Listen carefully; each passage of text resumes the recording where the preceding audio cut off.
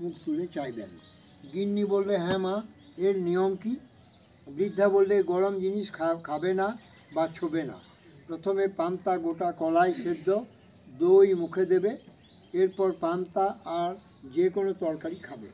আগের রাতে শিল জাগাবে, শিলের মাথা থেকে নিচে পর্যন্ত হলুদ ছোপানো ন্যাকড়া চাপা দেবে। তারপর 6টি সিঁদুর 6টি শ্বেত চন্দনে ফোঁটা দেবে। শিলের কোলে নোড়া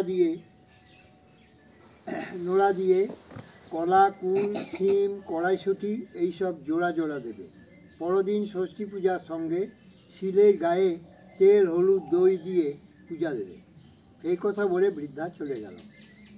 মাঘ মাসের শুক্লা ষষ্ঠী আসতেই গিন্নি নিয়ম মতো ঘট পেতে শিল জাগিয়ে রাখলে। পরদিন বউদের নিয়ে পুজো করলে। বউরাও গলায় আঁচল নিয়ে হাত জোর করে বললে, মা ষষ্ঠী, সকলের প্রতি প্রসন্ন হও, মুখ তুলে চাও মা, যেন বছর ঘুরতে না ঘুরতেই করে ছেলে আসে। মা ষষ্ঠীর দয়ায় 7 বউ একসাথে গর্ভবতী হলো। 2 মাস 3 মাস দেখতে দেখতে 10 মাস 10 দিনে চাঁদের মতো 7টি ছেলে হলো। কর্তা গিন্নি মহা খুশি হয়ে বছর পড়তেই ঘটা করে ষষ্ঠী পূজা দিলে। এইভাবে মা ষষ্ঠীর পুজো দেয় আর ছেলে হয়। দেখতে দেখতে সবারই 7টি করে ছেলে হলো।